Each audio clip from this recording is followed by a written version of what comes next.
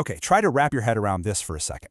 Imagine a workforce that's bigger than the entire population of Europe and North America, combined. That's the kind of potential powerhouse India is sitting on. But, potential is one thing, and reality is another. So what's the key to unlocking this demographic goldmine? It all comes down to one word: skills. So let's dive in and see how India is racing to skill up its billion-strong workforce for the future. This really gets to the heart of the matter. It captures the incredible tightrope that India is walking. On one side, you have this amazing demographic dividend, a massive wave of young, ambitious people ready to build the future. But on the other side, you have a potential demographic disaster, a whole generation facing unemployment and frustration. The stakes here aren't just high, they're literally going to define the nation's future. Seriously, just let this number sink in for a moment. By 2030, India is projected to have over 1 billion people of working age. That's not just a statistic, you guys. That's a tidal wave of human capital. To put it in perspective, that's more people than you'll find on the entire continents of Europe and North America put together. This isn't just an opportunity. It's a monumental challenge that India absolutely has to get right. All right, so you've got this incredible potential, right? But what's the biggest roadblock standing in the way? Well, it really boils down to one core issue, what we're calling the great skill mismatch. There's this huge gap, this chasm, between what students are learning in their classrooms and what companies actually need out in the real world. Wow. Okay, this chart right here shows a really startling paradox. India is producing millions and millions of graduates, which is great. But here's the kicker. For nearly half of them, their degree isn't enough to get them a job. As of 2024, just over half, 54.81%, were actually considered employable. Just think about that. Millions of young people filled with hope entering a job market that's basically telling them, sorry, you're not quite ready. And listen, this isn't just some critic on the outside saying this. This is an admission from the inside. Over 60% of the people in charge of higher education are seeing it themselves. They're admitting, hey, our curriculum, it's out of date. They know they're preparing students for a world that, frankly, doesn't really exist anymore. So what happens when you have this kind of mismatch? Well, this number tells the story.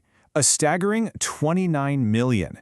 That's the number of jobs waiting for skilled workers who just don't exist in the current talent pool. The demand is there. The jobs are there. The supply of skilled people? It's not. And here's the result.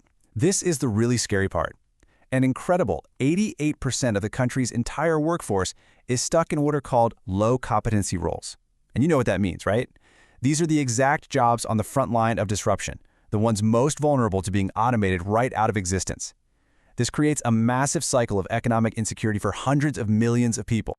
So, when you're faced with a challenge this big, the response has to be just as massive. And that is exactly where India's skilling mission comes in.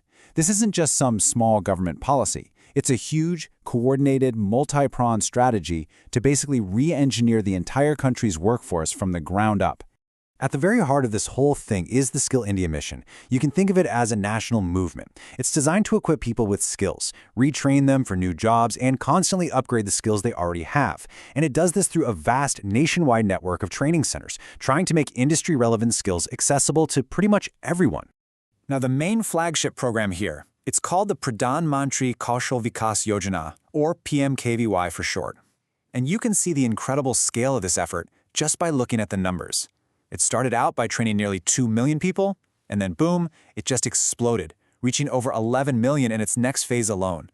This is about democratizing skills on a truly national scale. But, it's not just a numbers game. One of the key successes of this program has been its laser focus on inclusivity. With nearly half of the candidates being women and a major push to include people from marginalized communities, historically disadvantaged groups, the mission is working hard to make sure that no one gets left behind in this transformation. And this isn't some one-size-fits-all thing either. The approach is really tailored. You've got specific programs for young people in rural areas who had to drop out of school. You've got on-the-job training through apprenticeships. And there are even these incredible initiatives to help traditional artisans, like potters and weavers, use modern tools and tech to reach brand new markets. Okay, but here's the thing. The world of work is changing fast. So skilling can't be static. The mission is constantly evolving to prepare India not for the jobs of yesterday, but for the industries of tomorrow. And you can see that crucial pivot happening right now. The focus is shifting, moving away from the jobs of the past and toward the careers of the future. So we're talking about a move away from just basic trades and toward these high-growth sectors like artificial intelligence, robotics, and green energy. It's all about getting the workforce ready for what's called Industry 4.0. Want to see a fantastic example of this in action? Let's talk about the Navya Initiative. This is so smart. It's a targeted program designed specifically to train adolescent girls in what you'd call non-traditional roles. I mean, think drone assembly and cybersecurity. It's all about breaking down old gender barriers in these new emerging fields. And what's so powerful about initiatives like Navya is that they're about so much more than just technical skills. They really focus on holistic development, building confidence, creating safe and supportive training environments, and bridging that absolutely critical gap between just getting an education and actually earning a livelihood. And they take it even a step further, which is what makes it so effective. It goes beyond the technical training. There's a whole dedicated module on essential life skills, things like financial literacy, how to communicate effectively, and, this is so important, an understanding of their legal rights in the workplace, including laws that protect against sexual harassment. It's about preparing them not just for a job, but for a career. So, all of this, it's not happening in a vacuum. These initiatives are all part of a much bigger picture. They align perfectly with India's groundbreaking National Education Policy of 2020. And that policy is fundamentally trying to erase this artificial wall we've built between academic learning and vocational, hands-on training, starting right from the early school years. All right, so there's a ton of momentum here, which is amazing, but what does the road ahead actually look like? What are the key strategic shifts that are needed to make sure all this hard work really pays off? Well, one of the smartest things to do is learn from the best, right? So India is looking at global leaders in education and skilling. You've got Finland, where skills are just baked into the whole curriculum.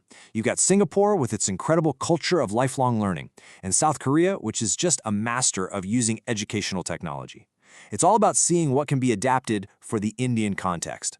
So the path forward can pretty much be summed up in 4 key shifts. First, make it demand-driven. Let's train people for the jobs that actually exist. Second, integrate it. Make skills a core part of mainstream education. Third, collaborate. Deepen those partnerships with industries. And fourth, be relentlessly inclusive. Really focus on bringing women and the informal workforce into the fold. I think this quote just captures it perfectly. It's the fundamental change in mindset that's needed.